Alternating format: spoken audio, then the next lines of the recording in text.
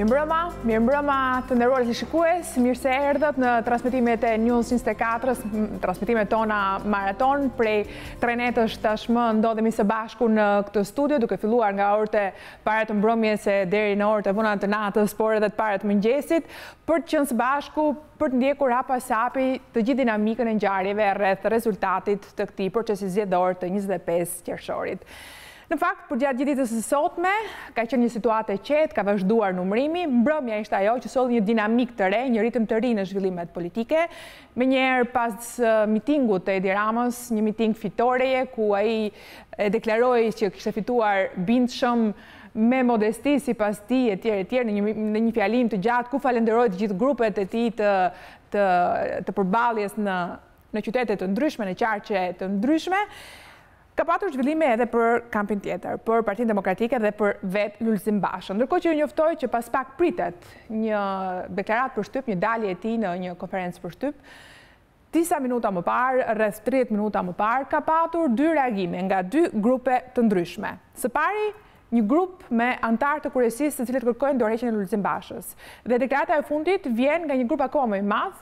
E kam pamundur të shikoj tani numrin e tyre, por është një numër i madh kontribuesish, ish deputetësh, ish kryetar qarqesh, edhe kryetar të degëve aktuale, një grup shumë i madh i kontributorëve të Partisë Demokratike që kanë bërë këtë deklaratë, të cilën po lexoj tani.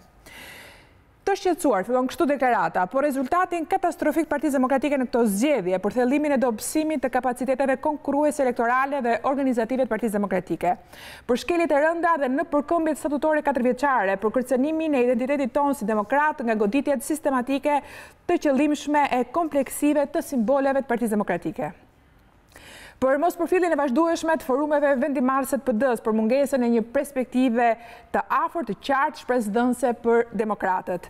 Të ndërgjegjshëm për peshën e rëndë, misionit opozitar përballë majorancës pa merituar dhe të pakontrolluar të Edi Ramës, e cila u mundsua nga sjellja e papërgjeshme dhe pazarit të okulte politike të Lulzim Bashës. Të ndodhur në një situatë pa precedent të rënies së rezultateve elektorale të Partisë Demokratike gjatë kohës së qenies në opozitë, të precedentit të zbatuar në PD nga kryetari i partisë për raste të tilla, kërkojmë një dorëheqje menjëhershme dhe të parevokueshme të kryetarit Lulzim Basha si përgjegjës i vetëm për humbjen e paprecedent dhe dramatike të Partisë Demokratike në këto zgjedhje, si edhe për dështimet e një pasqyrshme elektorale gjatë mandatit të tij. 2. Fillimin e një procesi të analizës dhe reflektimit serioz dhe të përgjegjshëm për ndërtimin e shpejtë të Partisë Demokratike si hap i parë për ngritjen e së djathtas në Shqipëri. 3. Zhvillimin e një procesi zgjedhor gjithëpërfshirës dhe me garanci të plotë statutore, të çliruar nga çdo ndikim i hapur ose i fshet. I bëjmë thirrje çdo demokrati që t'i bashkangjitet listës së hapur që shoqëron këtë qendrim. Firmtarët, nuk do të lexoj gjithë, disa prej tyre: Besnik Musafaj, Gjergj Lezhja, Tomor Alizoti, Julian Deda, Leonard Olli, Zana Guxholli, Malinda Bregu, Gencruli, Ridvan Bode, Arman Teliti, Asrit Patozi, Keltis Kruja, Agron Musara, Iglicara, Ardian Kollozi, Raymond Hoxha, Elina Qerici, Gjergji Papa, Bedri Hoxha, Roland Keta, Krishnik Bozo, Gent Minarolli, Mirgen Lata, etj. Lista në fakt është e gjatë. Është një listë e gjatë. Emrash, Demir Gjana, Spartak Shaholli, Armand Cenolli, shumë për tyre ndoshta nuk i njohin, por janë kontributor në vitet të Partisë Demokratike sipas shpjegimeve që kemi gjetur. Ky është grupi më i fundit i cili ka reaguar brenda Partisë Demokratike dhe kërkon, siç u lexova nderuar televizionistë, dorëheqjen e menjëhershme dhe të parevokueshme të Lulzim Bashës. Ndërkohë më parë ka qenë një grup tjetër, ju kujtoj, është një grup që janë 19 persona nga kryesia, kryesisht antar të kryesisë dhe drejtues departamenti. Në deklaratën e tyre thuhet: tani që përfundoi numrimi çdo kutie të këtij procesi zgjedhor të vështirë të ndotur nga aparati i pisat të drogës dhe kërcënimeve të papranueshme për një shoqëri të lirë, dëshirojmë që në radhë të parë falenderojmë komisionerët dhe numëruesit e Partisë Demokratike që kanë qenë heronj, dinjitoz dhe qëndrështar në këto momente të vështira për Partinë Demokratike dhe procesin zgjedhor. Humbja e thellë e Partisë Demokratike në këto zgjedhje na detyron marrjen përsipër të përgjegjësive. Lulzim Basha, kryetari i Partisë Demokratike, është përgjegjësi kryesor i kësaj humbjeje. Për më tepër, kryetari i partisë ka marrë përsipër personalisht në shkelje të normave statutore, hartimin e listës së deputetëve dhe programin e fushatës, duke hequr përdhunshëm simbolet e Partisë Demokratike dhe mbjell përçarje të pamerituar me etiketimet: ky është i Republikës së Vjetër, deri tek 22 vjeçarët e FRPD-s. Basha bërë një fushat për listën Basha, duke mos reflektuar asi nga shqetësimet, kauzat kryesore të opozitës, si kriminalizimi i parlamentit, administratës, droga, koncesionat, e në përputhjet plot me fushatën e Partisë Socialiste. Prandaj, kryetari i Partisë Demokratike Lulzim Basha, si përgjegjësi kësaj humbje, do të jap dorëheqjen, duhet të jap dorëheqjen për të hapur rrugë rinovimit të Partisë Demokratike dhe bashkimit sa më të gjerë të saj. Arben Skënderi, Abenir Peka, Edith Harxhe, Edvin Kulluri, Endlira Bushati, Fabian Topalla, Gent Malko, Grigels Muçollari, Gent Minarolli, Gjergj Lezhja, Jamar Bormaltezi, Julian Deda, Juela Meçani, Leonardo Olli, Ledina Aioli, Mirgen Lata, Valbona Mezini, Suzana Guxholli, Tomor Alizoti. Këto ishin dy deklaratat të fundit nderuar televizionistë që vinë nga brenda Partisë Demokratike, dy grupime të ndryshme brenda Partisë Demokratike, kontributor nga njëra anë, ish deputet e tjerë, edhe nga ata që nuk u pranuan në listat Basha, që quajmë kështu, që pat dëgjuat në renditjen e emrave, Topalli, Bregu e tjerë dhe lista e antarëve të kryesisë. Ju prezantojmë një herë panelin e mbrëmjes. Roberta Kiplari, mi mbrëma, Arben Male, Besnik Mustafaj, Shrim Gjata, mi mbrëma të gjithëve. Zoti Mustafaj, në fakt, ju ishit i pari që e kërkuat të gjë. Tani si komentoni këto zhvillime të reja, këto dy grupime që po kërkojnë një të gjë?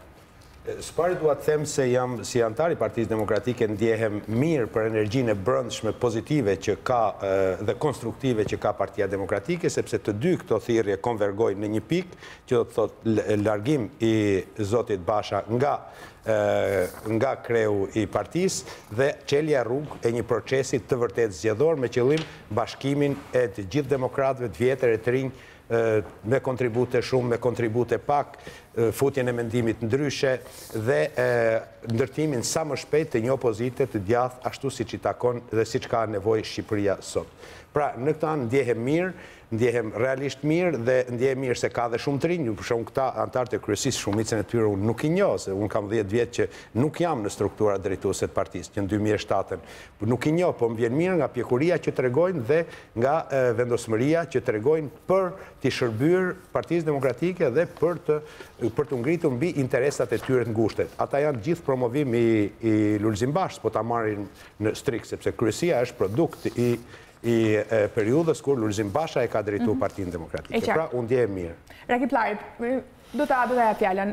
Lista tipat, Jamar Bormaltezi është pjesë e listave, tregon kjo që Berisha ka një konsensus në të kërkesë për dorëheqje, është pjesë e aksionit Berishës?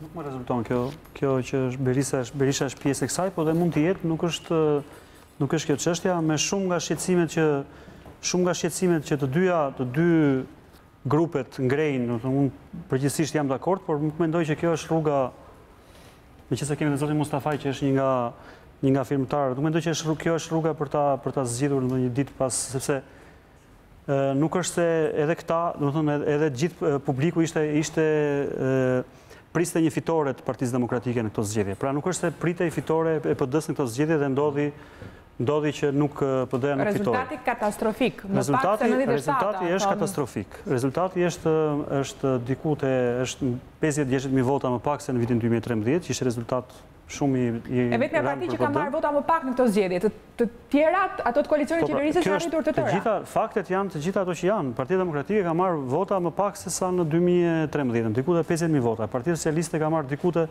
50-60.000 vota më shumë se sa në 2013, LSI-ja gjithashtu ka marrë po edhe ajo diku te 50.000 vota më shumë se 2013. Ajo që mund të them unë është kjo që nuk mendoj që kjo pjesa e peticioneve, domethënë është zgjidhja për ta aq më tepër që nuk e dim edhe qëndrimin e vet çfarë reflektimi ka Basha mbi këtë. Menjëherë tani pritet të dalë tani do ta marrim vesh. Shumë edhe një herë bashkohen me disa nga këto, lista ishte personale, lista u zgjodh, Basha vetë mori përgjegjësinë dhe tha që unë kam ekipin tim fitues, nuk për herë të parë Partia Demokratike, përse Berisha i bënte e zgjidhte vetë listat, dhe Besniku këtë do di më mirë, por e bënte atë formalizmin e kalimit në forume, por nuk mendoj që duke parë nga kënd interesit publik se çfarë na pret, pra ne duam një opozitë të fortë, edhe Partia Demokratike është sot partia kryesore do të jetë në opozitë. Nuk mendoj që kjo është opozitë dy ngjyrshe e quajti Rama, do kemi mundësi pasaj ta diskutojmë. Nuk mendoj që kjo është zgjidhje. Shumica e këtyre antarëve të kryesisë, e para kryesia ka një 45 antarë. Këshilli Kombëtar ka një 250 diçka e tillë antarë, këtu janë 19 antarë, sigurisht këta janë drejtën e tyre, sepse janë të zgjedhur aty dhe kanë drejtën e tyre të kërkojnë, edhe nuk është se neve jemi jashtë Partisë Demokratike, po gjykoj thjesht nga këndi thash interesit publik. Duke qenë se me informacione ti shquesh i ke në kohë reale, unë kam një pyetje ndoshta është dhe spekulative, po le të spekulojmë se tani do ta marrim vesh se çdo të bëj Basha, pas pak minutash do lidhemi drejt për drejt me Partinë Demokratike. Mendon që do t'jap dorëheqjen sot? Nuk mendoj që kjo është. Do të shoh reflektimin e tij, domethënë, po nuk mendoj që edhe mënyra që ai t'i jap dorëheqjen sot edhe kjo s'është, sepse ai është pjesë do të dim rrëfimin e tij, çka ka ndodhur me këto zgjedhje, çka ka ndodhur me procesin, çka ka ndodhur me fushatën. Pra ai është aktori që duhet t'japi mendimin e vet. Kjo është. Gjata? Tani, unë erdha sonte në kuptimin që do të diskutonin për rezultatin përfundimtar, po ngjarjet e fundit ndrojnë nga njëherë temën, kështu që do më lejoni të jap një mendim jashtë kësaj, meqense nuk paraja diskutoj për problemet politike, por kjo është një ngjarje do të thoja jashtëzakonshme. Prandaj mendoj si qoftë edhe si qytetar, qoftë edhe një, por jo nga brenda Partisë Demokratike. Ato që do të thoja unë me si e shikoj unë, pra po vijem sepse jam në atë pozicion të qytetarit që del para televizorit dhe shikon se çfarë po ndodh. Lexon këto deklarata, do thoja që as Edi Rama nuk do ta kishte shkruar më mirë të deklaratë kundër Lulzim Bashës. Këtu problemi nuk mund të trajtohet si në një ndeshje futbolli që humbe 2 ndeshje dhe presidenti shkarkon trajnerin, merr trajner tjetër. Këtu nuk bëhet biznes. Këta persona, nuk e di se cili nga ata individualisht mund të marrë përsi për Partinë Demokratike në këto kushte, po nejse, kjo është histori tjetër. Këta persona që kanë, mirë është, do përjashtoja Zoti Mustafai, i cili tha që ka 10 vjet tha që jam larguar tha nga funksionet drejtuese dhe si demokrat, do të ai me shpirt mund të ketë kërkuar diçka që i takon ta kërkojë fundit. Por, duke u nisur nga këta persona që janë në funksionet drejtuese, cila do të ishte rruga më e mirë? A mund të ishte që të mbledheshin ato forumet dhe institucionet e brendshme të Partisë Demokratike dhe të diskutohej kjo punë dhe pastaj të dilej me deklarata? Apo o burra krijojmë peticione si në vitet 70, se gjëja më ashtu që na ka ngelur tani është ajo çështja e peticionit dhe ç'as bëhet në emër të këtyre peticioneve. Bëjmë peticione o burra. Më ja u shkarkua zoti Basha, dha dorëheqjen u shkarkoi partia njëra tjetrën. Çfarë shohim në horizont një mas 2 apo 4 vjetësh duke nisur nga kjo ku jemi sot, pra në atë që thatë ju spekulimit pak. Çfarë shohim në horizont, cili do të jetë shpëtimtari Jezusi i PD-s që do ta çojë në fitore të përmbysje të pushtetit mas 4 vjetësh? Që vetëm Basha mund ta bëjë. Jo, nuk e kam në atë. Unë po jap çfarë perceptoj unë qytetari. Dhe mendoj është gabim kjo formë që përdoret. Unë mendoj që këto janë forma pak a shumë të para 90-s. O burra, kolektivi i PD-s tani është ngritur dhe po kritikojmë atë. Nuk është kjo ajo që duhet të zgjiret. Të mbaroj aty brenda një herë çfarë si qyshe tek çfarë bëhet tek bëhet. Edhe një herë, zonja Vasili, më kuptoni drejt. Si e perceptoj unë? Po marr Shkodrën, jo Kotë. Për herë të fundit në Shkodër, komunistët kanë fituar në vitin 87. Ashtu kanë qenë zgjedhjet atëherë. Dhe zgjedhjet e para pluraliste, pas zgjedhjet e fundit të epokës komuniste kanë qenë ato të vitit 87. Dhe zgjedhjet e para pluraliste kanë qenë 91. Dhe nga 91 që deri në 2013 nuk kanë fituar ndonjëherë socialistët të Shkodër. Qoftë parlamentare, qoftë as 87-ën. Qoftë lokale. Për herë të fundit, socialistët, për herë të parë, nga, po themi, pas 90-s e këtej, kanë fituar në 2013 në Shkodër. U thyje një rezultat. Tani, në vitin 2013... Paulini u futën si fitues që në 2005-a, për herë të parë. Po nuk kanë fituar shumicë spacun që atë diskutoj emra, atë shumica si parti. Si parti, për herë të parë në Shkodër, socialistët kanë fituar në 2013. A mbajti dikush përgjegjësi për atë punë? A doli një peticion të thuaj, ore, si ka mundësi bastionin tonë kryesor? Për shembull, Vlorën socialistët se kanë humur kur, nga 97 deri më sot. Gjirokastër, në Beratin, në Fierin, në Lush, nuk e kanë humur ndonjëherë socialistët. Po Shkodrën, paktën bastioni kryesor i Partisë Demokratike. Doli dikush të thoshte, ore, peticion, mbaj përgjegjësi dikush për këtë.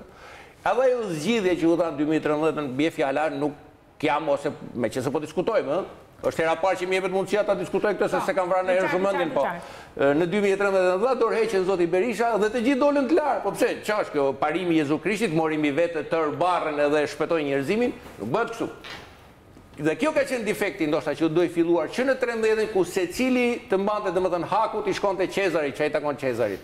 Tani po kërkohet sot ndoshta diçka që nuk është kërkuar asnjëherë. Dhe kjo nuk është as morale në politikë. Në këtë aspekt e shikoj me shumë skepticizëm dhe shikoj si një lloj ka një lloj jo ndershmëria që kërkohet. Unë duhet të them diçka në vijshmëri bazuar edhe në përvojën personale në politik dhe në vitin 2013, se pasaj jam kthyer te pjesa akademike.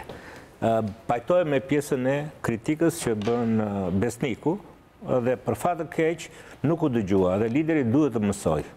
Pa tjetër, respektimin strukturat, diskutimin strukturat, përfshirja e tyre. Por deri ku shkon përgjegjësia?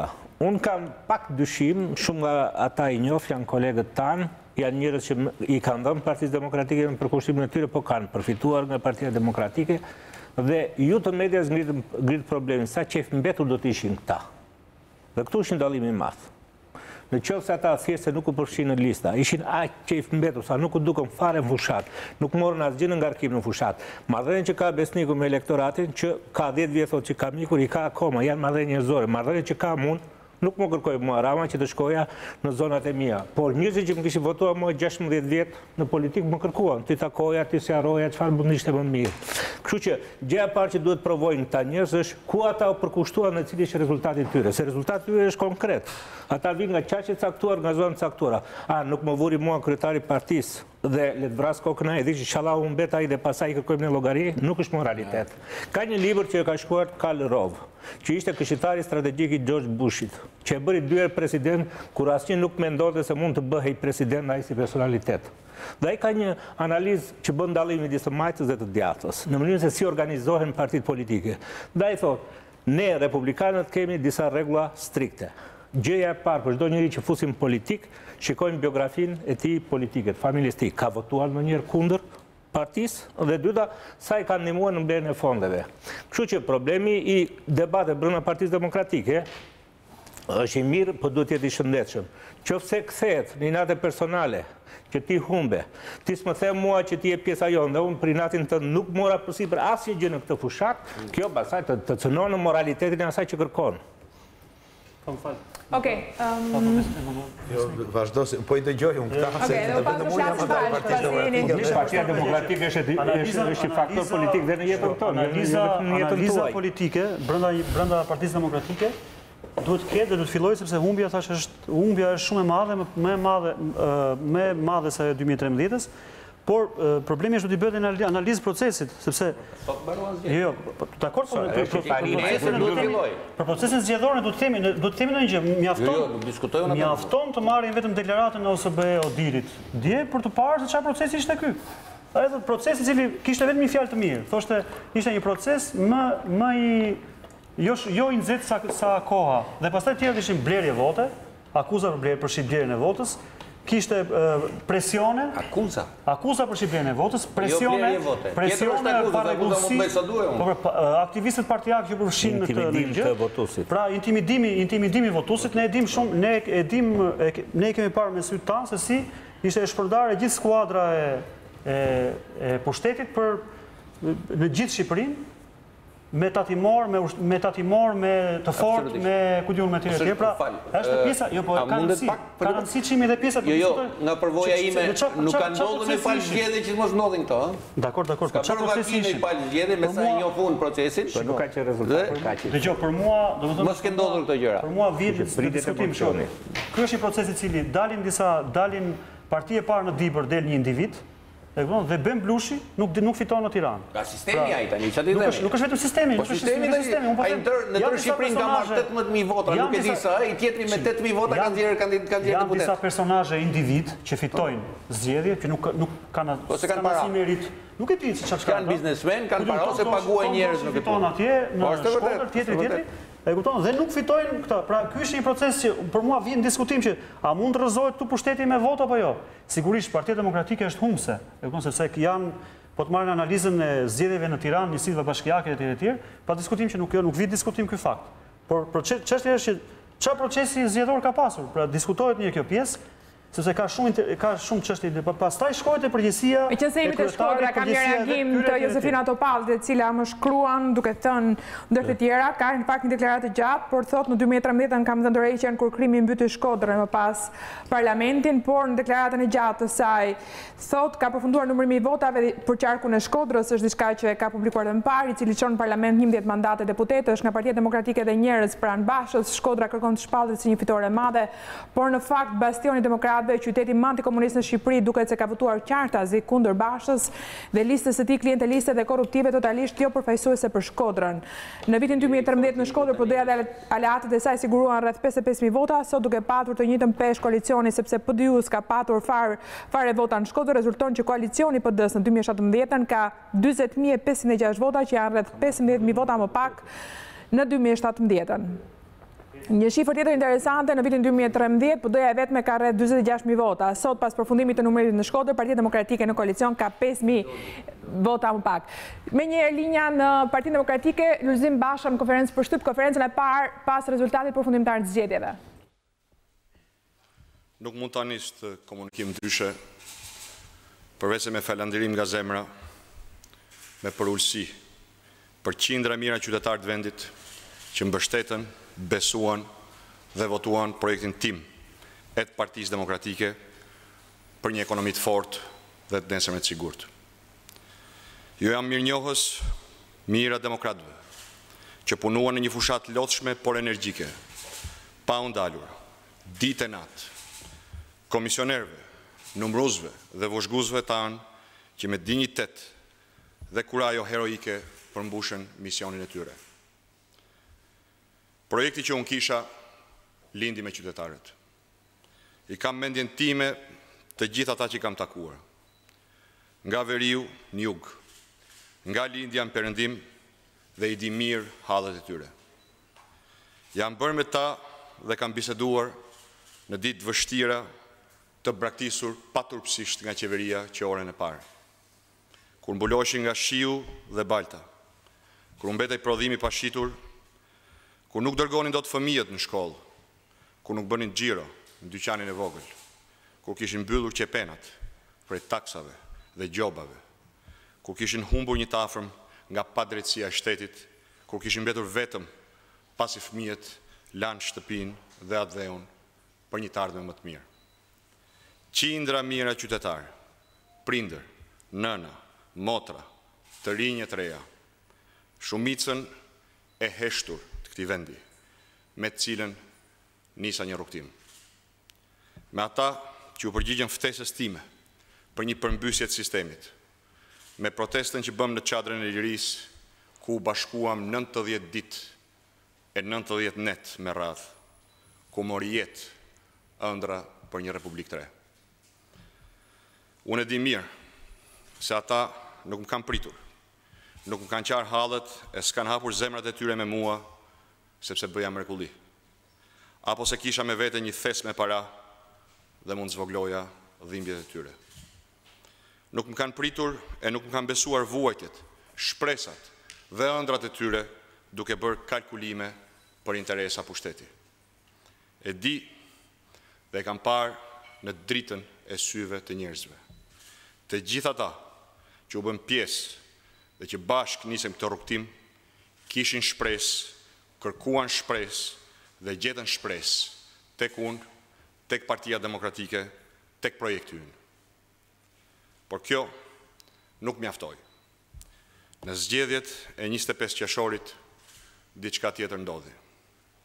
Me gjithë përpjekjet që unë dhe Partia Demokratike bëm, me ligjin e dekriminalizimit, me betejën pa kompromis me drogën, me imponimin që i bëm Edi Ramës duke i hequr gjysmën e qeverisë, me ndërgjegjësimin e partnerëve ndërkombëtar, sërish krimi dhe paraja e pisët, presioni i shtetit nuk u ndalën. Blerja e votës u bëm masivisht, duke zëvendësuar edhe një herë debatin për alternativën me shukun e parave për votën, duke zhvleftësuar planin dhe projektin me pagesë për varfrinë e thelluar për ta bërë më të lehtë këmbimin e saj me të holla, me parat pista droge dhe korrupsioni qeveritar. Kjo ishte një garë e pa barabartë, por sigurisht një garë ku unë nuk kam ndërmend asnjëherë të konkuroj me të njëjtat mjete e as të ftoj kësaj qytetarët shqiptarë. Ajo që ndodhi në zgjedhjet e 25 qershorit është triumf i paligjshmërisë. Me të vërtetë, unë dhe Partia Demokratike morëm një rezultat zhgënjyes. Por ndonse siç e dim të gjithë, shumë shqiptarë kanë qenë në ofertë për ta këmbyer votën e tyre me para, megjithatë mbi 450.000 qytetarë refuzuan. Vendosën të ecin përpara me dinjitet, duke besuar në vlera dhe parime qytetare dhe europiane, drejt cilave ne aspirojmë të shkojmë. Qindra mijëra shqiptarë që refuzuan të shiten, janë një frymëzim për mua, për demokratët shqiptarë, për qytetarët e ndershëm, që jo vetëm mos ta ndalin projektin tonë, por të ecin përpara me më shumë energji, kurajo dhe vendosmëri. Është e qartë si drita e diellit se krimi, bandat, droga, trafikantët e votave dhe dinjitetit njerëzor kanë vetëm një pengesë, vetëm një rezistencë. Dhe unë, e Partia Demokratike, së bashku me qytetarët e ndershëm të vendit, nuk jepemi. Kjo është një luftë për jetë a vdekje, për vendin, për njerëzit, për të ardhmen, një luftë që kemi ndërmend ta vazhdojmë deri në fitore. Sigurisht, nuk fus në një thes socialistët apo të majtët e ndershëm që vazhdojnë të mbështesin partitë e tyre. Por ata njësoj janë të mashtruar e tradhtuar, sepse mendojnë gabimisht se janë shumicë, ku në fakt mandatet për mazhorancën nuk kanë dalë prej tyre, por prej korridorëve të pistat pushtetit dhe kthinave të krimit dhe bandave. Nuk kanë asgjë për të gëzuar ata që festojnë sot mbi këtë maskaradë që ka ndodhur. Nuk ka gjë më të trisht se shitja dhe blerja e votës. Kjo vërtet mund ta mbajë një parti në pushtet, por një komp, një vend e ndan një herë mirë nga civilizimi dhe e çon në honët e artat atyre vendeve dhe kulturave që nuk kanë lidhje me lirinë, me vlerat, me drejtat e njerëzit dhe dinjitetin njerëzor. Ne këtë nuk do ta lejojmë. Unë nuk do ta lejoj. Qoftë dhe vetëm për këtë, ja vlen të luftosh deri në fund. Kam reflektuar thellë këto 3 ditë. Unë marrë të gjitha përgjegjësitë për rezultatin. Tani demokratët dhe shqiptarët meritojnë një bilanc të plot dhe ballafaqim të hapur e të vërtetë. Mes atyre që punuan me mish dhe me shpirt për fitoren e Partisë Demokratike dhe atyre që u ngritën kundër sapo humbën koltuqet.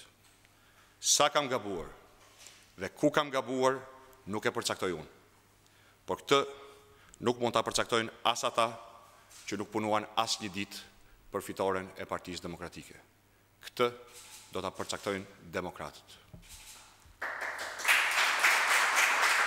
Për këtë arsye, me efekt menjëhershëm, kam vendosur të ngrit të gjitha funksionet e mia organizative si kryetari i Partisë Demokratike dhe të delegoj ato 2 nënkryetarëve dhe sekretarit përgjithshëm për të organizuar me fuqi të plot vendimarrëse garën për kryetarin e Partisë Demokratike sipas parimit një antar, një vot. Unë kam një projekt dhe projektin tim do ta debatojnë dhe vlerësojnë demokratët në një debat dhe garë të hapur, të ndershme dhe të barabartë. Gjëja më e lehtë për mua do të ishte të largohesha. Por unë e di se çfarë ka ndodhur dhe jam i vendosur të mbaj përgjegjësi. Jo duke ikur, jo duke braktisur demokratët dhe qindra mijë shqiptarë, por duke luftuar deri në fund me ta dhe për ta. Ju faleminderit. Ishte Lulzim Basha në konferencën e parë për shtyp në rrugë televizionit pas shpalljes së rezultatit përfundimtar të zgjedhjeve. Me pak fjalë, Basha nuk jep dorëheqjen, ngrin të gjitha funksionet e tij si kryetari i partisë. Në krye të partisë tashmë janë 2 nënkryetarët dhe Partia Demokratike përgatitet për zgjedhjet e 24 korrikut. Mustafa, dua komentin tënd menjëhershëm për çka tha Basha në këtë komunikim me median. Është një reflektim i pjesshëm nga ana e tij. është një shenjë e mirë për një fillim procesi brenda Partisë Demokratike. Ngrirja presupozon që ai nuk duhet futet më në zyrën e kryetarit, nuk duhet përdor asnjë nga infrastrukturat e kryetarit, ai duhet jetë i barabartë me gjithë kandidatët e tjerë, duhet që ndynën kryetar dhe sekretari i përgjithshëm, unë që ndaljen time të parë dje që në mëngjes herët, unë kisha propozuar që të krijohet një strukturë e ngjashme ose sekretari i përgjithshëm. Pra, unë besoj se ka lishmëri, lojalitet nga kjo strukturë dhe të filloj procesi. Tani të filloj procesi, të filloj gara. Por është e domosdoshme që vetë Basha të mos përdor infrastrukturën e kryetarit partisë. Mendon që do ta kondiciononte infrastruktura?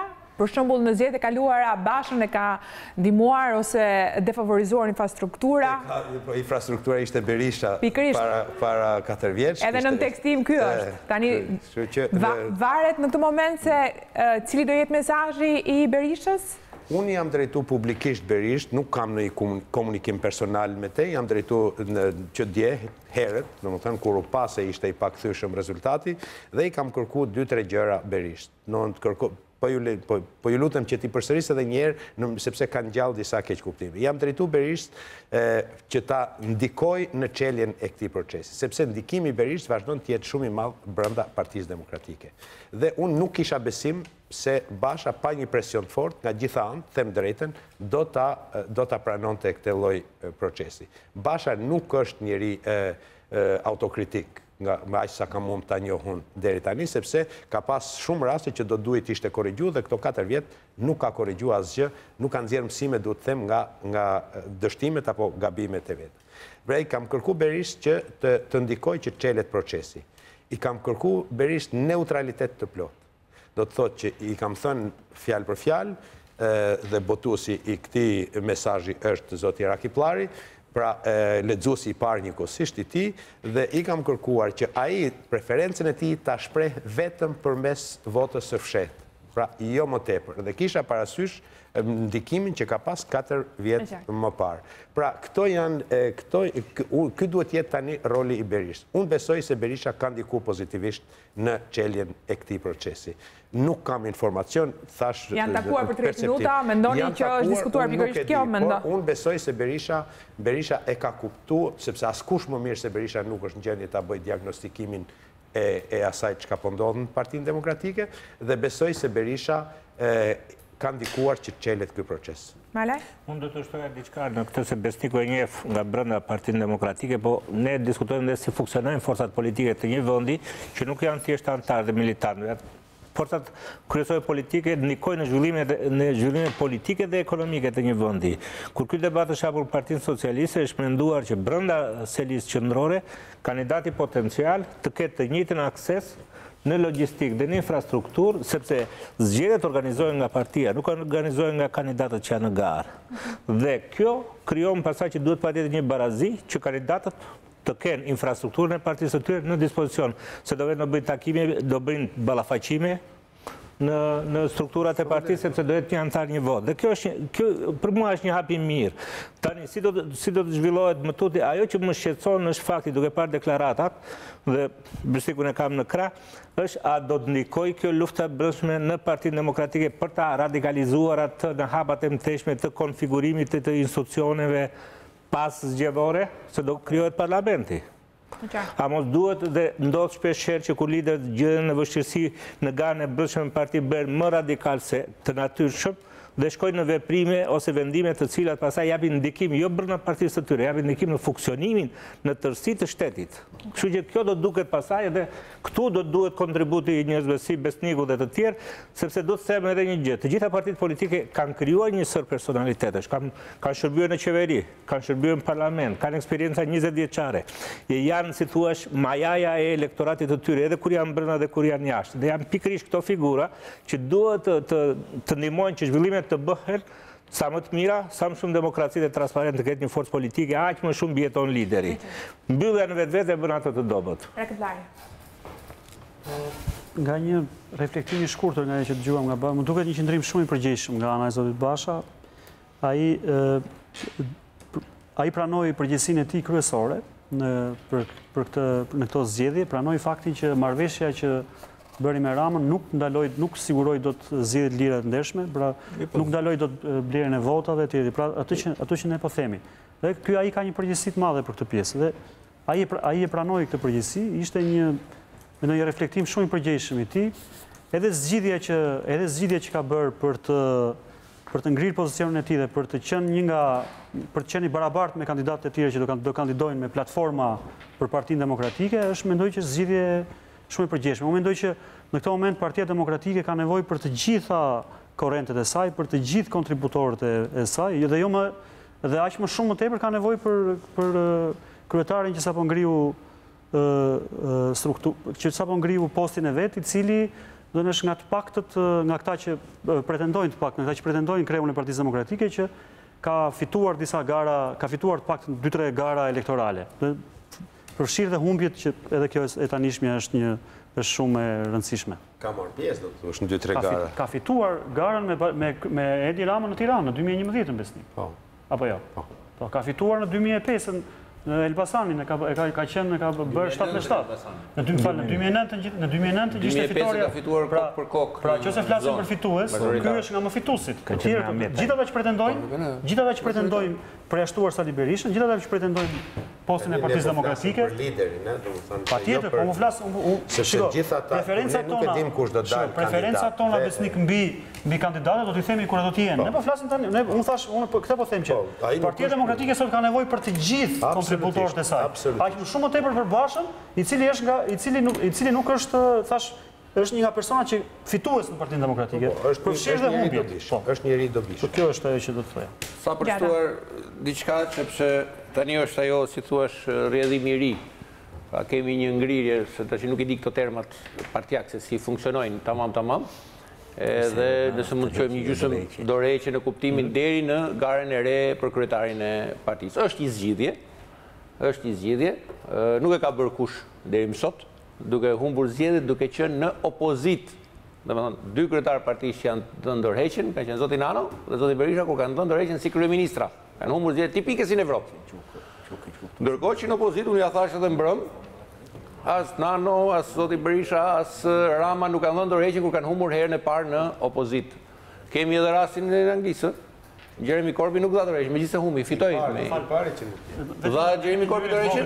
Jo, nuk e dha dorëheqjen, por problemi qëndron këtu që nga tradita e këtyre sa vite u bën zgjedhje në Shqipëri, asnjë nga nuk është mundur që në mandatin e parë. Pra si nuk është mundur mandatin e parë? Do të thënë Partia Demokratike dhe mandatin e parë. Partia Demokratike dhe Partia Socialiste kanë bërë nga një mandat ka 8 vjeçar. Po të marrim nga 2007 dhe këtej. Edhe jashtë po ta marrim. Nuk e mund dot mandatin e parë tjetër. Ai fiton mandatin e dytë. Kjo është. Ne marrim dhe më shumë vota. Berisha mori më shumë vota se në 2005 se në 2009. Ai është problem tjetër, tash u po flas për pamje të parë. Që kur humb mandatin e parë në opozit, pra nuk është standardi ai tamam që kur humb në opozit herën e parë në opozit. Nuk është një standard i njohur. Mund të japi dorëheqje, mund të largohet, edhe pastaj varet nga vetë drejtuesi. Dakor, sepse por ajo që desha thosha unë këtë. Po abstragojmë pak. Kush do konkurrojë përballë Bashës? O do jetë një figurë, nuk e di nëse ka Partia Demokratike, e panjohur, por me shumë personalitet dhe me shumë background dhe me mbështetje jashtëzakonisht madhe, nga të gjitha pikpamjet, i cili mund ta konkurrojë denjësisht në kuptimin dhe mund të jetë një kandidat i denjë për të fituar Partinë Demokratike, por që nuk ka asnjë barashkë, themi ne Mikuric, asnjë mëkat për në ana e Partisë Demokratike. Pra vjen nga diku i panjohur. Ose një nga figurat e njohura të Partisë Demokratike, po cila nga figurat e njohura të Partisë Demokratike nuk ka humbur. Më thoni, nuk ka humbur që të përballet me Bashkë i thotë i humbe zgjedhjet. Po cili nga këta nuk ka humbur? Prandaj po them që unë gjithmonë në kuadrin absolutisht gara po. Gara i bën mirë dhe gara do ishte. Sa më realisht jetë gara, sa më shumë kandidatë të ketë aq mirë. S'ka si në funksion të asaj që thash, metodat që ndiqen duke gjuajtur gur të humbës janë tipike fshatareske ballkanike.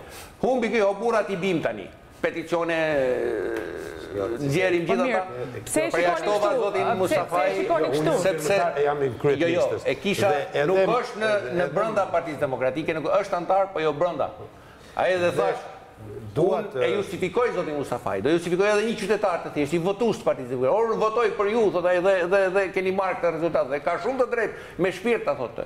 Por nuk justifikoj ata. A kanë qoftë edhe 1 miligram përgjegjësi për këtë që ka ndodhur gjithë ata, se janë brenda strukturave, cila është puna atyre? Besnikut pak ka partitë votojnë për doja.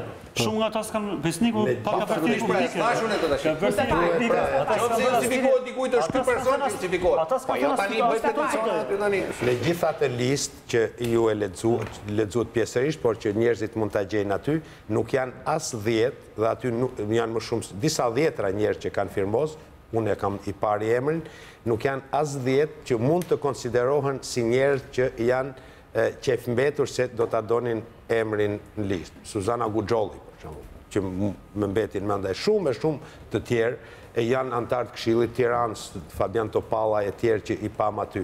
Janë njerëz të cilët nuk kanë dashur, nuk kanë synuar të bëhen deputet. Jo, thetë janë qefprishur. Jo, thash çfarë kanë bërë brenda strukturave të PD-s me punën e tyre. Ka 1 miligram përgjegjësi për këtë humbje vetë brenda strukturave. Ata gjykohen për këtë gjë, sepse antarët në këtë aspekt e kam, jo si qefri, jo, nuk e di unë atë kush është qefprishur, jam aty brenda. Fushata, unë jam i gëzuar që krijohet një standard. Domethënë, unë e toleroj në kuptimin më letrar të fjalës faktin që Basha atë dorëheqjen le ta quaj ngrirje.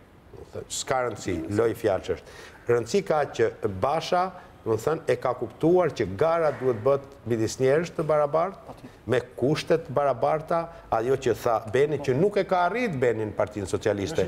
Por unë nuk e kam model, që më thuhet mu, shpesh më thonë njerëz, edhe mitë si që është Çimi, që nuk e ka bë Edi Rama. Po Edi Rama nuk është modeli im. Nuk e ka bë as ky asaj. Mirë, debati për listat në përse është bërë gjithmonë. Dhe kur i ka unë bëri gjati, por mua vjen mirë që vendoset një standard. Tani unë shpresoj, unë nuk jam në gjendje ta bëj identikitin e kandidatëve tashëm. Unë që dje në mëngjes kam thënë, shpresoj të ketë sa më shumë kandidat. Pse është mirë të ketë sa më shumë kandidat?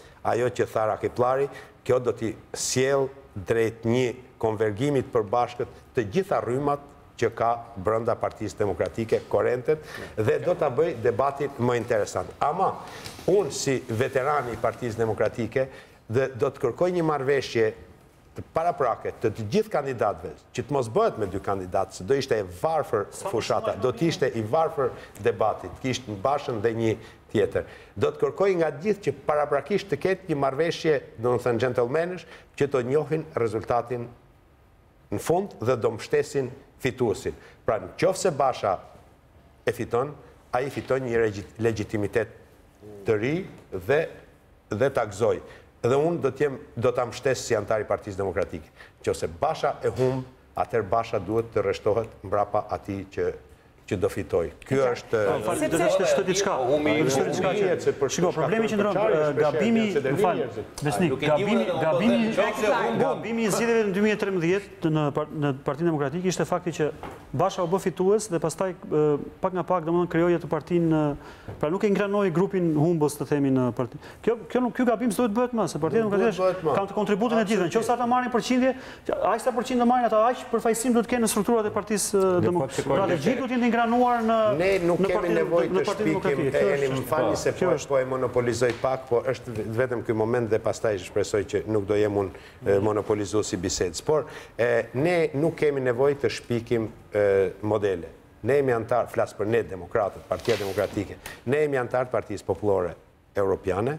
Atje ka modelet standarde të partive, gjermant, francesët, spanjollët, italianët, të gjithë që janë, dhe që janë ajo që tha Berti, në përputhje me përqindjen që ke, në qoftë se ke 5% të antarësisë, ti ke drejt në korrentit deri në propozimin e listave të deputetëve. Ke 5%. Berishës nuk ka më sens në... Berisha ishte një lider karizmatik dhe kishte këtë gjë, por Partia Demokratike në 2017 s'mund ta ketë më këtë luks, që të jetë parti unicentrike e një njeriu. Por do të jetë parti e gjitha korrente. Në gazetën tuaj kemi lexuar, se unë ndjek shtypin, që ishte një grup parlamentar që nuk e dëgjonte pothuajse fare Bashën, e kishte krijoi një disnivel, dhe mos harrojmë 21 korrikun, por Basha po bënte një luftë për të futur tezat e veta në reformën e drejtësi, Nuk e di sa deputet PD ishin gati të votonin të bënin 2/3 për të votuar, dhe ishte i gatshëm Rama ta votonte. Ta mos i harrojmë këto. Ja shumë deputet ikën një. Nuk e kam një sekondë, nuk e kam këtë që a duhet hakmere, nuk e kam në atë drejtim. E kam që ajo hapësira midis kryetarit dhe grupit parlamentar u kriju ndoshta nga të dy palët. Kjo është një kryetarit edhe ky lloj hendeku që ta mbush. Kryetari duke mos qenë deputet nuk ishte si ta mbushte këtë. Kjo është insinuat. Në historinë 4 vjeçare të grupit parlamentar të Partisë Demokratike, edhe pse Basha nuk ka qenë aty, vetëm një Mhill Fufi nuk i është nënshtruar vendimit politik të marrë në selinë e Partisë Demokratike. E pa shembull, unë jam antar të gjithë kanë votuar, kush nuk e votoi? Jo, para se të fuste ishte në negociata, 10 veta ishin gati ta votojnë. Diversionet e deklarata.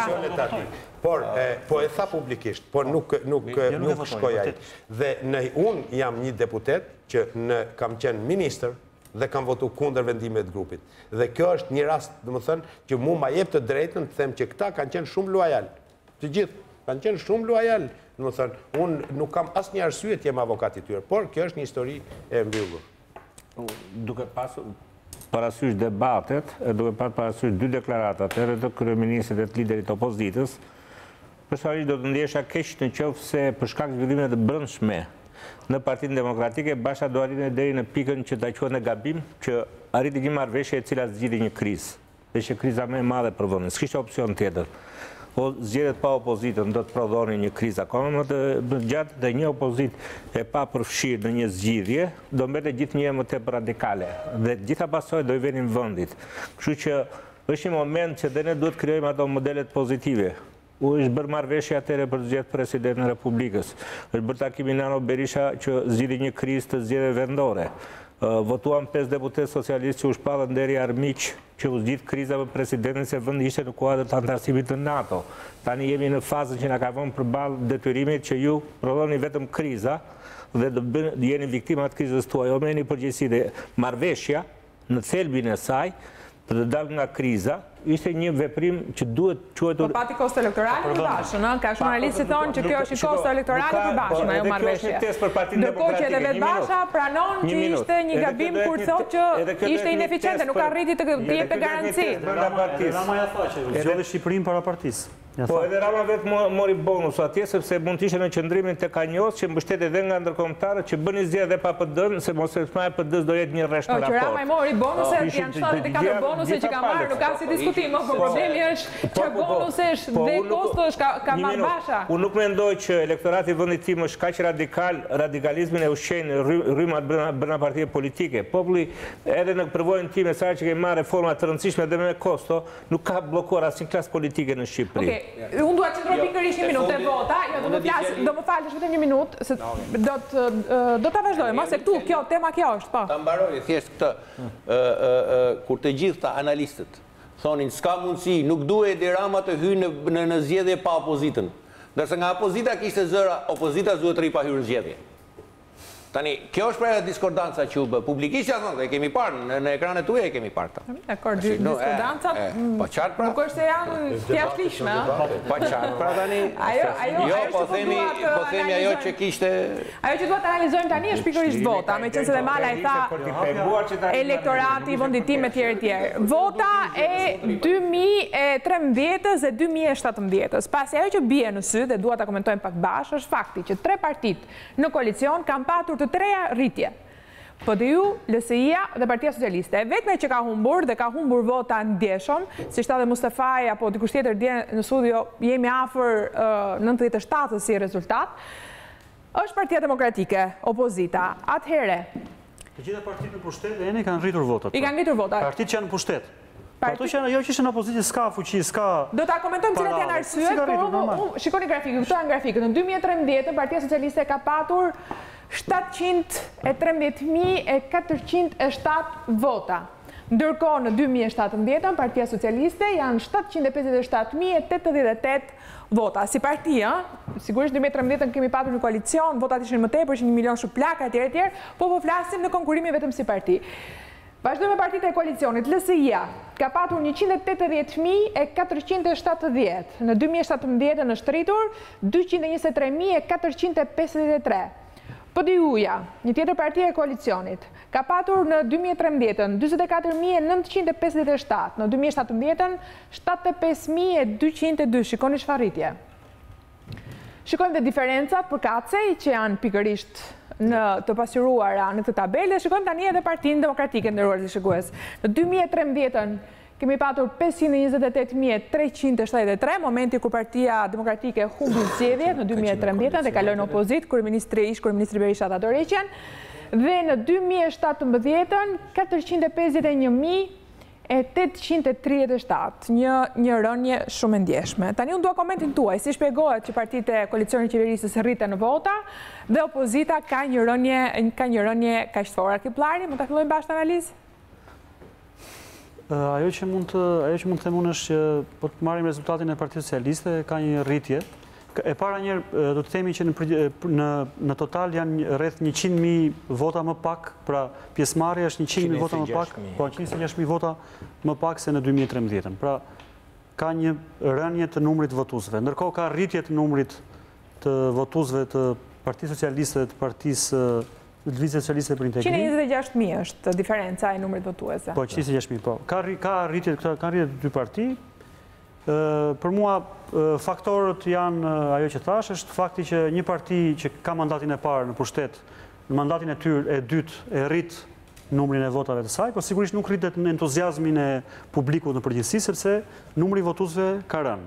Por, numri i votave të Partisë Socialiste është rritur. Pra është një mandat i dytë siç e mori pak më i qartë nga ai që mori Berisha në 2009 pas atij mandatit që mori në 2005, mori mandatin e dytë në 2009. Pra një parti që rrit fuqinë përmjet pushtetit, mekanizmave të tjera, siç e tham, që rrit fuqinë e saj. Po ashtu dhe LSI-ja, një parti që ka ardhur nga çdo zgjedhje në rritje dhe është një faktor tashmë, do të thënë që nuk mund të thuhet as majt as djathtas, është një parti centriste e cila merr vota nga të gjitha drejtimet. Votat e Partisë Demokratike që janë në rënje, por janë vota, unë do t'i quaja vota virtyti, janë votat janë të qytetarëve të cilët e kanë refuzuar, domethënë pjesën e ka refuzuar të themi gjitha të pjesën e të themi dhunës, presionit psikologjik që është bërë blerjes së votës e tjerë. Janë qytetarë që thjesht kanë një vot proteste për qeveri. Kjo është analiza. Okej, përpara se të vazhdojmë me komentet e të ftuarve të tjerë në studio, kalojmë një hapësirë publicitare dhe rikthehemi. Rikthehemi në transmetim të drejtë për drejtë, nderuar teleshikues, jemi në maratonën tonë elektorale. Kemi realizuar deri tani në mënyrë të veçantë komunikimin për shtyp të Lulzim Bashës, i cili në deklaratën e tij të parë për median pas shpalljes rezultatit përfundimtar tha se ngrin të gjitha funksionet e tij partijake dhe hap kështu garën në Partinë Demokratike për zgjedhjen e kryetarit të ri, duke njohur përgjegjësitë e tij për këtë rezultat të zgjedhjeve të 25 qershorit.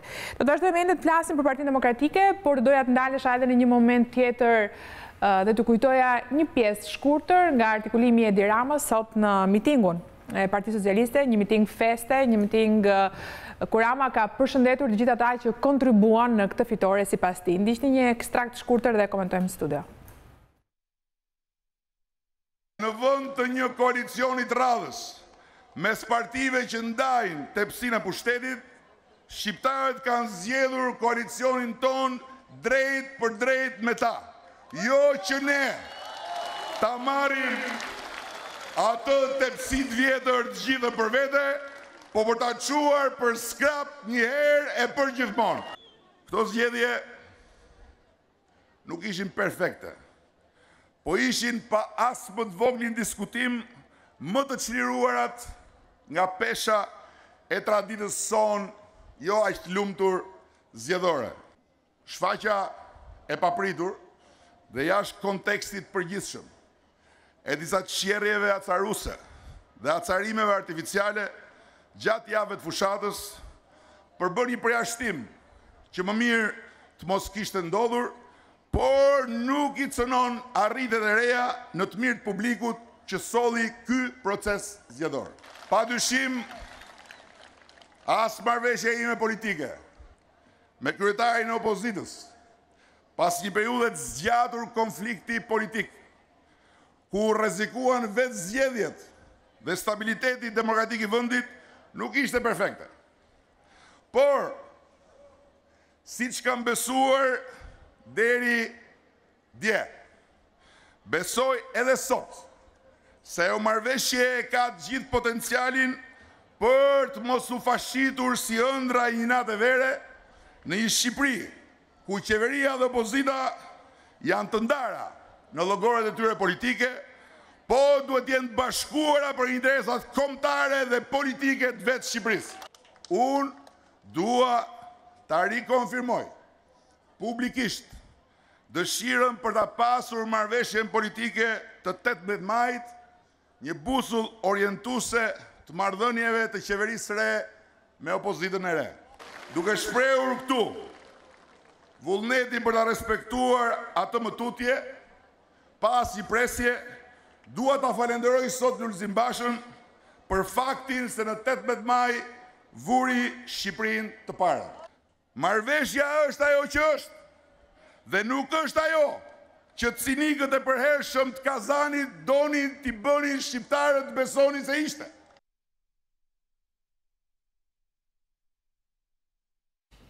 Ky ishte artikulimi e Edi Ramos, një pjesë, një ekstrakt i shkurtë të nderuar të shikues domethënës për temën e bisedës në këtë panel që Rama mbajti sot përpara militantëve, mbështetësve të tij, elektoratit të tij në një miting fitore. Busull orientuese e quajti marrëveshjen dhe është i gatshëm që ta çojë përpara atë me opozitën e re. Me opozitën e re në ç'kuptim, Rakipllari, si e lexon? Rama është fituesi zgjedhjeve dhe fituesi përgjithsisht nuk gjykohet ose i ka fituar, por unë mendoj që Rama e ka shkelur marrëveshjen.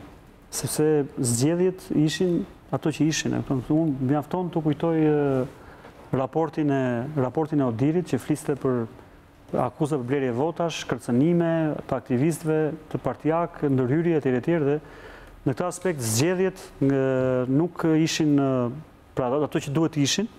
Në këtë aspekt mendoj që marrëveshja është që në këtë moment marrëveshja është e prishur nga njëra palë. Kështu që nuk i shoh në një përveç kostos elektorale që partia që Basha personalisht mori me atë marrëveshje, e cila u perceptua nga publiku si një inerci për pushtetin, do të thënë ajo nuk prodhoi edhe zgjedhje të lira të ndershme.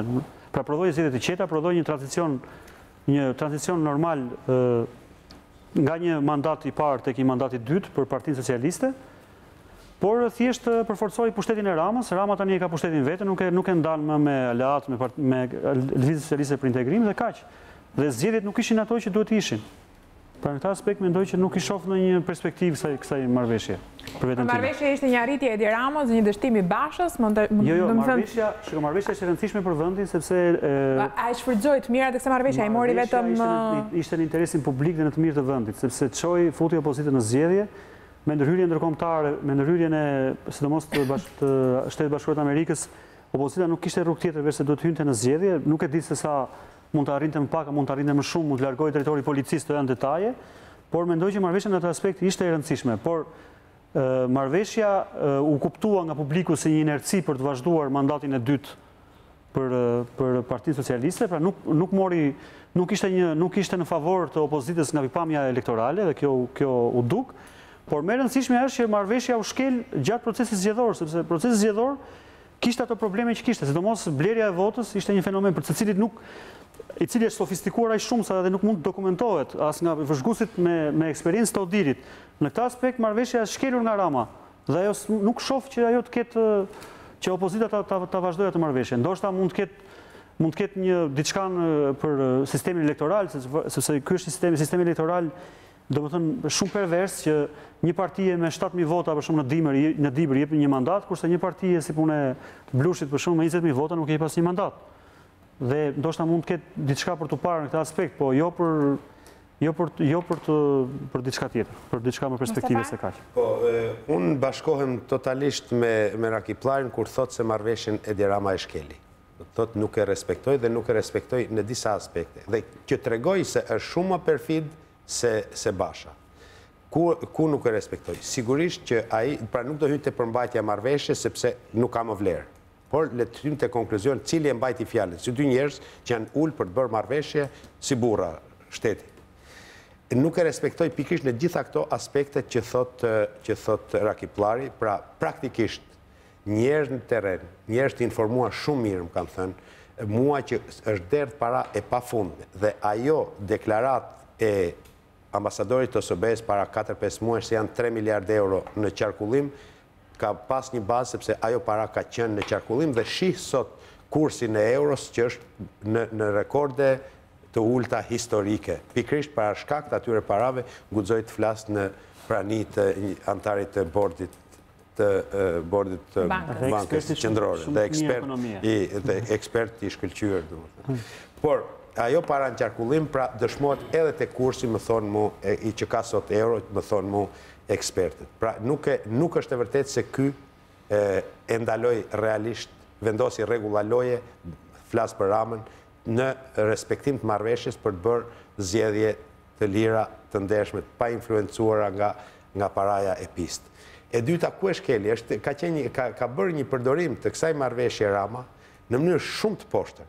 La gjatë gjithë kohës të kuptohet se ne do të jemi në bashkëqeverisje me Partinë Demokratike. Çka një thelbi të madh demokratësh nuk ju përshtatej me perceptimin që kishin ata. Por nuk përvjenshtrua as në Partia Demokratike. Partia Demokratike. Basha nuk tha kur që nuk kemi një marrëveshje të tillë, nuk e përja. Në ditët e fundit, në ditët e fundit u përpoqi shkreti, që është e vërtet atë thoj, por u kujtua shumë vonë.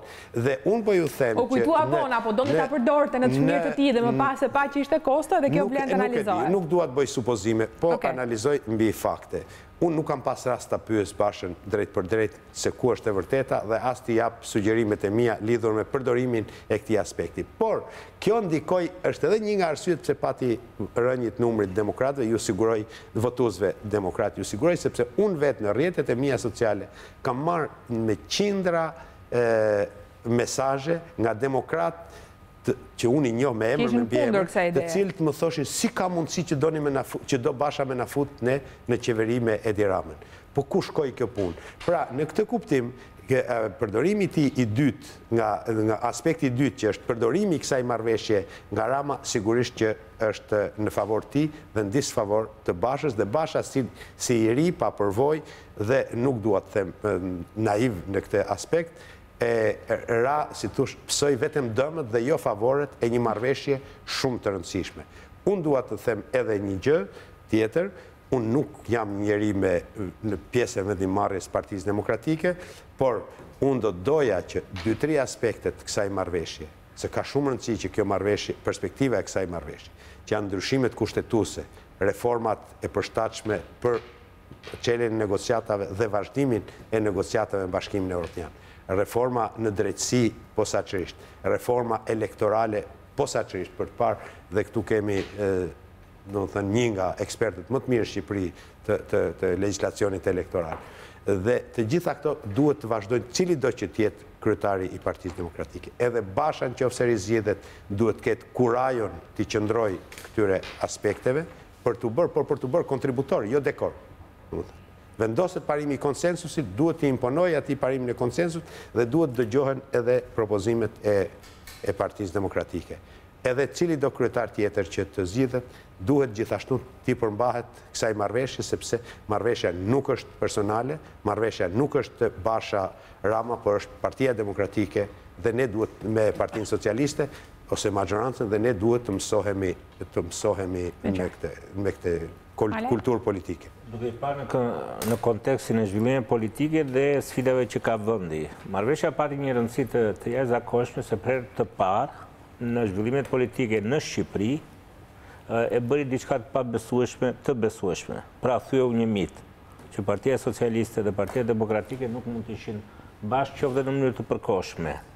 Dhe unë them që kjo duhet ruajtur si diçka e jashtëzakonshme sepse është rritur mundësia për koalicione të ndryshme në varësi nga prioritetet që ka qeveria, por sidomos kur bëhet fjalë për koalicione, bëhet fjalë për prioritetet që ka vendi më shumë se sa thjesht qeveria e një partie politike.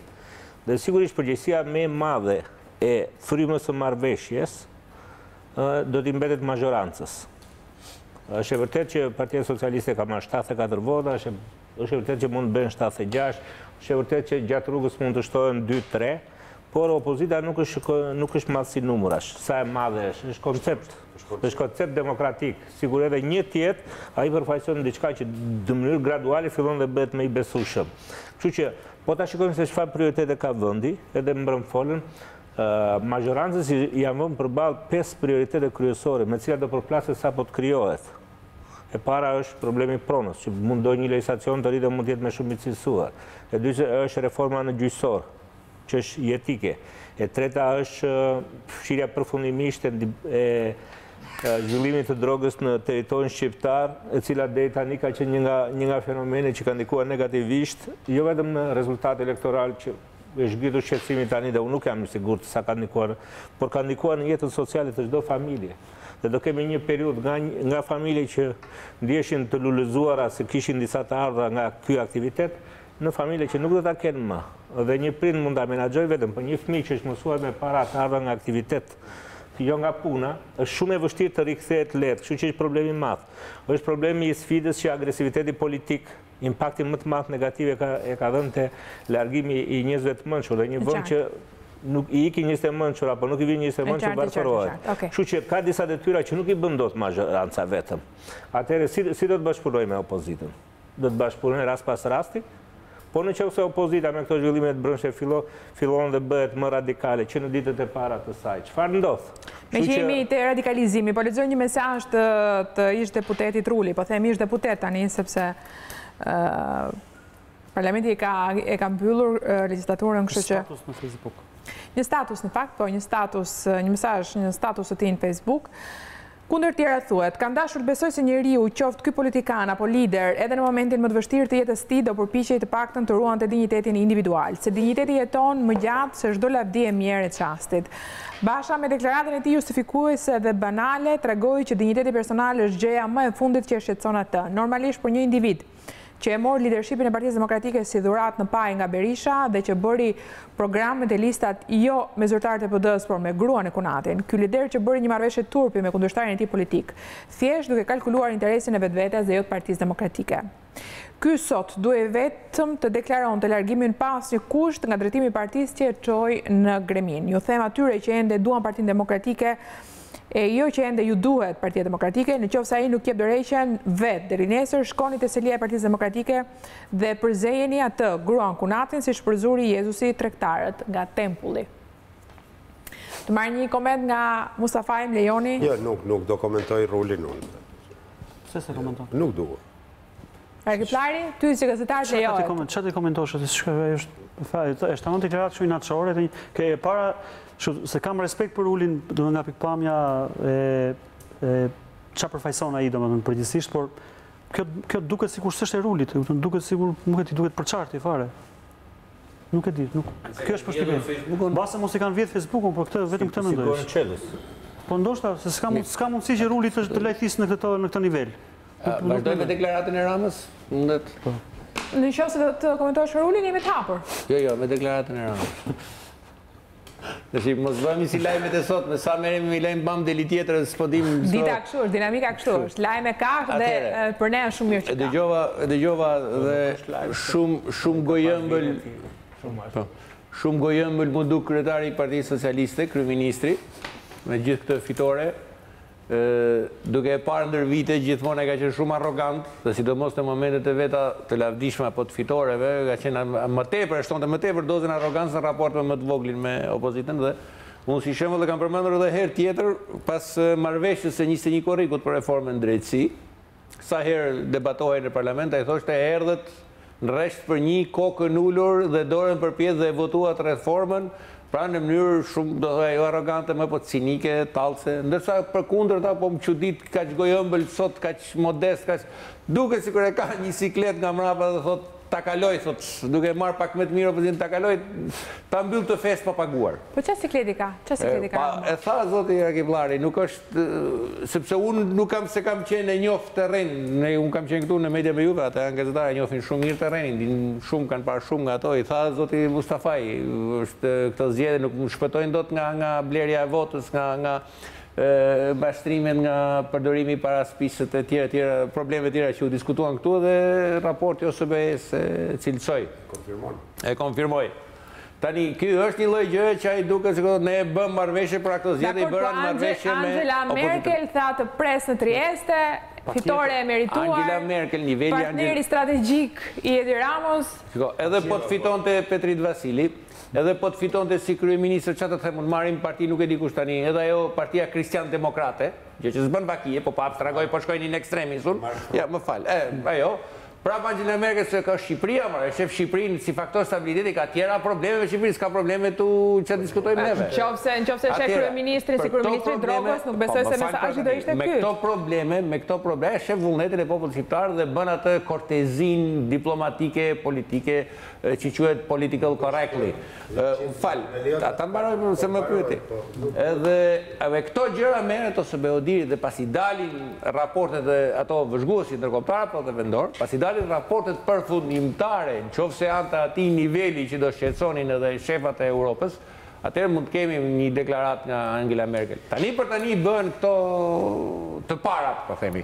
Prandaj nuk është për të pasur kjo si fakt. Mustafaj ta thotë, të lutem, se vazhdojmë po ta thotë, meqense ka një oponent. Jo, unë dua të sqaroj për teleshikuesit që takimi i Triestes nuk është një takim Merkel-Rama, por është një mbledhje e parashikuar kohë më parë e procesit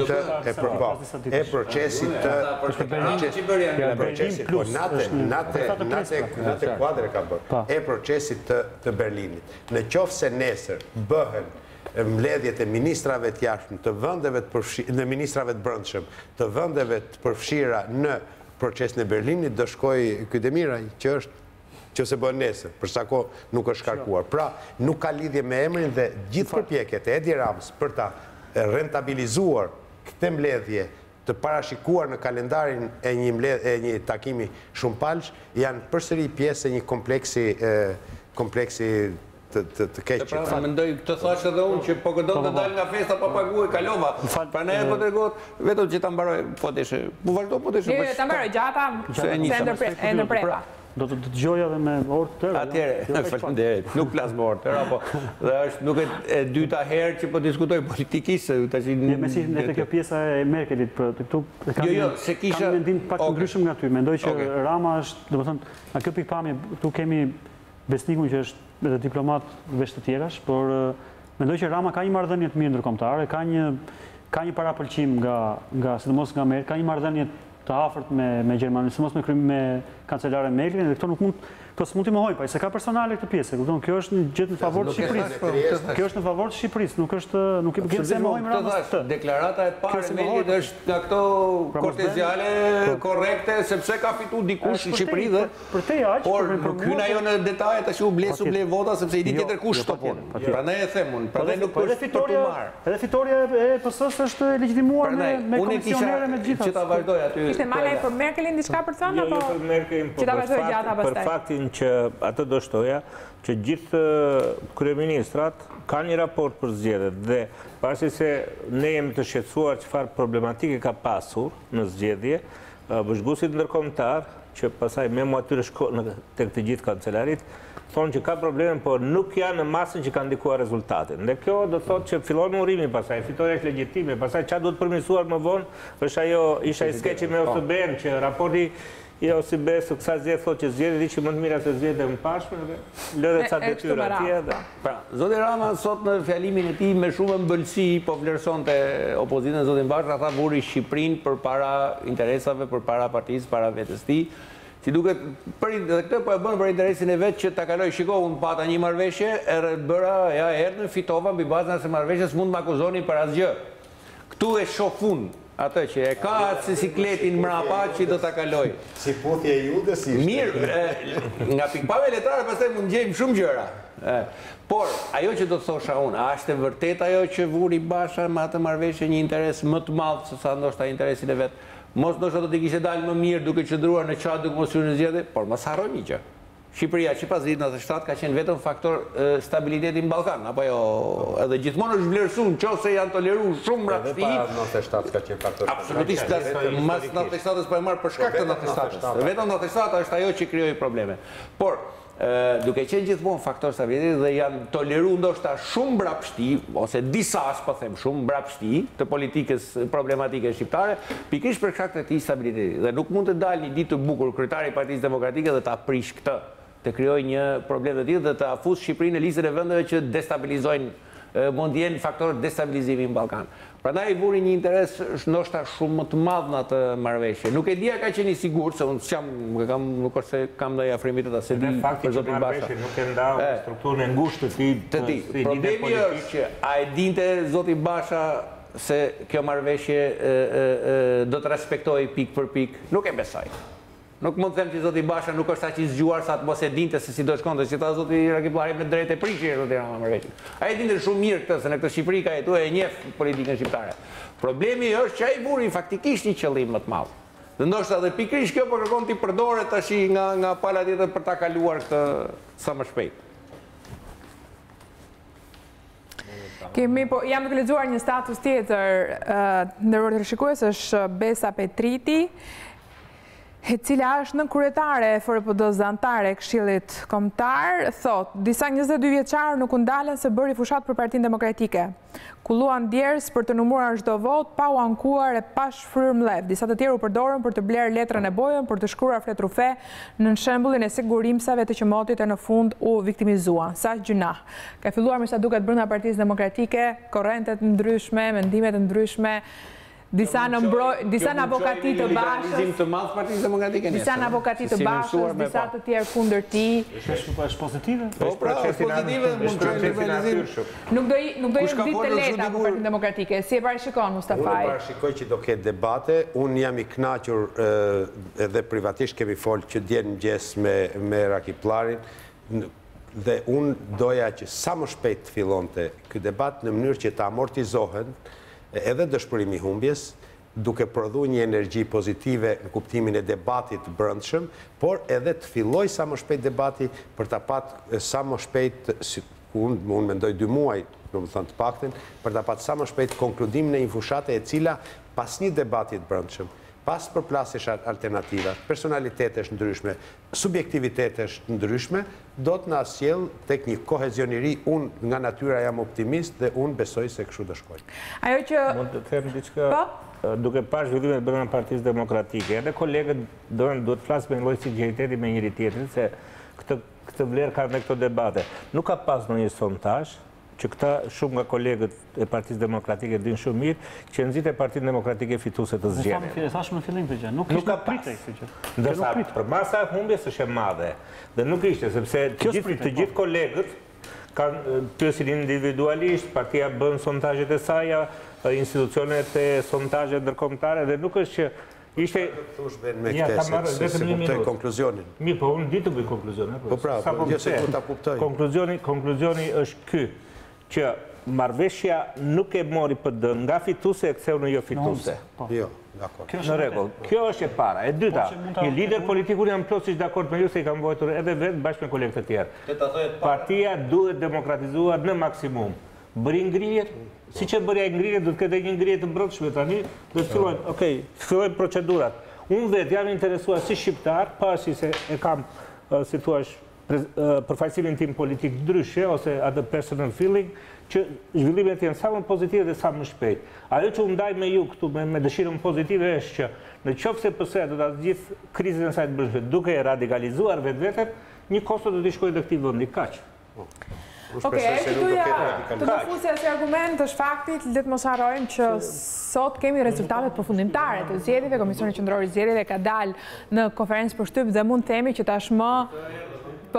tashmë kemi një proces të mbyllur, ndoshta më herët se zakonisht është mbyllur procesi i numërimit, ndoshta gjata më ndihmon.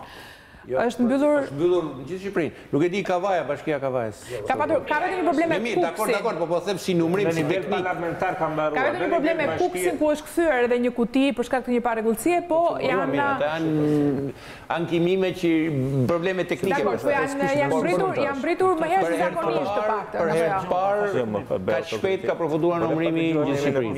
Të paktën një lajm të mirë nga këto zgjedhje kemi. Kemi një rekord të mirë dhe rekordin e parë. Kjo është e mirë edhe nga marrëveshja. Në shpejtësi. Di çfarë do ishte bërë nëse njëra palë do Ju lutem, jemi në transmetim, ju lutem. Më fal. kjo me mirë vjen edhe nga marrëveshja, ky standard. Sepse di çfarë do ishte bërë flas nga përvoja ime. Nëse njëra palë nuk do dëshironte që të përfundonte numërimi kështu. Bllokim procesi etj. Po të shtunën ja Allah do kishim mbaruar. Okej, do të kishim javë. Pra një rekord të parë të mirë kemi fituar në këtë zgjedhje që është shpejtësia në procesin e numërimit. Ndërkohë shikojmë votat, shikojmë edhe numrat e mandateve se si janë shpërndarë në këtë moment që flasim të nderuar teleshikues. Atëherë, kemi 762.000, kam një problem me dritën në këtë moment edhe prandaj më reflektonte, nuk arrija të shikoja. 762.164 vota për Partinë Socialiste, 454.300 për Partinë Demokratike, 225.878 për LSI-n, 84.424 për PD-un, 13.226 për PSD-n dhe për Librën 19.695. Atëherë, shohim në numër mandatesh, kemi 74 mandate për Partinë Socialiste, 43 për Partinë Demokratike, 19 për LSI-n, 3 për PD-un dhe 1 për PSD-n e Gjinushit. 0 Libra e Ben Blushit. Ky do t'jetë edhe konfigurimi i parlamentit të ardhshëm, do t'ulen kështu ngjyrat. Është sigurisht një konfigurim simbolik për të parë se si të paktën Partia Socialiste thuajse merr plotësisht njërën anë të parlamentit e majta, por bile edhe me disa poltrona këtej që shikoni në rrët të shikues. Kemi më pas poltronat e LSI-s, PD-us dhe Partisë Demokratike deri në fund. Kjo do t'jetë mënyra se... Po, se dhe ashtu. Po, e shprehur. S'ka rëndësima, po tasim si parti. Kemi dhe Tom Doshën që u shullur këtu në rresht të parë, si pas nesh. Jo, Partia Socialdemokrate dhe mund, se i pari e dy. Si pas nesh, sepse është një konfigurim simbolik. Mirë, unë pasem PSD. A mund të shohim qark për qark dhe të marrim një primarje nëpërmjet emrave edhe emrat e deputetëve, cilët janë deputetët, cilët janë 140 deputetët që do t'ulen në sallën e parlamentit. Regjia, nëse mund të mi mundësosh, sa më shpejt të jetë mundur, njëri pas tjetrit, përpara hapësirë publicitare, të jetim një sy dhe të shohim se cilët do t'janë deputetët që do t'ulen në sallën e parlamentit në shtator, pasi në shtator pritet, apo jo? Shtator. Të më ditet që, jo vetëm parlamenti, po qeveria. Jo, dhe parlamenti njërë, pasaj qeveria. Dakor, edhe parlamenti edhe qeveria në shtator priten, apo jo? Patjetër, sepse ka një kufizim ligjor që parlamenti i ri e fillon mandatet ti kur i baron të më pashme, dhe i më pashme i shkonturuar në shtator. Oke. Atëherë, qarku Tiranë, 34 mandate. Gjebrea, Gjulameti, Hysi, Gjafaj, Qefalia, Bushka, Baraj, Majko, Bushati, Sulja, Bazi, Vorpsi, Gjaqka, Tahiri, Manasirliu, Ahmetaj, Manja, Pëllumbi. Këta ishin të Partisë Socialiste. Partia Demokratike, Basha, Shqima, Berisha, Mediu, Pampuri, Bokshi, Kosova, Shehi, Hajdari, Tabaku, Strazimiri, Lësia, Mehmeta, Erama, Kërpaci, Ibrahim Lari, Gjosha. Kjo për qarkun e Tiranës. Shumica e tyre janë të njohur, janë emra që i kemi njohur me aktivitet politik. Është një diskutim PD-uja. Akoma? Ka një e pretendon edhe PD-uja dhe një mandatin në Tiranë të zotit Idrizi. Është një gjë që nuk mund ta diskutojmë të Tiranës? Po, do ta diskutuar ende, nuk është mbyllur ende kjo. Sa pa kalu qarku me që kemi dhënat. Do ta diskutojmë dhe përpara se ta diskutojmë, çfarë ka thënë Siladoda pikërisht për këtë çështje dhe diskutojmë që të jemi edhe më të qartë. Po, ndjekim me Siladodën në një artikulim. Jam këtu për t'ju bërë me dije që mandati i Tiranës është i Partisë për Drejtësi, Integrim dhe Unitet. Zoti Shpotimi Idrizi, kryetar i PD-us, është deputet i Parlamentit Shqipërisë dhe kam këtu përpara jush të gjitha faktet. Janë mbi 60 vota të njësisë 5 që nuk janë të regjistruar dhe të hedhura në sistem dhe kemi ankimimin që kemi bërë pranë Komisionit Qendror të Zgjedhjeve. Për disa raste do ja vëm dispozicion dhe gjithë fotokopjet për votat e hedhura gabim në një parti tjetër. Pra, votat e Partisë për Drejtësi, Integrim dhe Unitet kanë kaluar në një subjekt tjetër, po i verifikojmë të gjitha rastet tjera dhe janë deri tani 18 raste ku votat hidhen për një subjekt tjetër dhe jo për Partinë Drejtësi, Integrim dhe Unitet. Gjata, kjo është artikulimi me Sila Dodës. Jemi në transmetim. Nuk e kuptova këtë si hidhen, se një kuti, ka qenë 2011 në kutia gabuar, që u qujtë atër, po si hidhen, se një kuti është. Se kuptova, pra ne po them. Dhe se mund në asëqaroj edhe njerë. Nuk ishte në lidhë drejt për drejt me Sila Doda, ishte një deklarat për mediat. Ka një situatë me... Një diska, ka mbaruar përfundimisht Tirana dhe do bëjnë ankim KQZ? Besoj që kjo është situata. Informacioni që kam unë, numërimi është mbaruar, por kalkulimi i mandatit 18 të nga tabelat e vogla të tabela madhe. Kalkulimi i mandatit të PS-s, apo i 18 i PS-s, apo i pari i Drizit, është ende e pa përcaktuar. Po logaritën ato? Po bëtë logaritje, po. Ka një problem, për të që numërimit ka mbaruar, shumë që pak ne i lezuam... që është nuk ka informacion. Rezultatet në procesit të numërimit. Atëherë, me qëse unë kam patjetër për të kaluar në një hapësirë publicitare, e cila është taksative, do t'ju përshëndesja pasi këtu me njerë nderuar të shikues do ulet edhe paneli i dytë, do t'jetë Ylli Rakipi me Torna Zarko, Bushati dhe Lubonja gjithashtu, do t'ulen këtu e do t'analizojmë zhvillimet e ditës së sotme. Unë ju përshëndes Rakiplari, Malaj, Mustafaj, Gjata, faleminderit që ishit me mua dhe komentet, faleminderit për komentet që bët. Kalojmë në një hapësirë publicitare nderuar të shikues dhe rikthehemi me panelin e dytë në studio.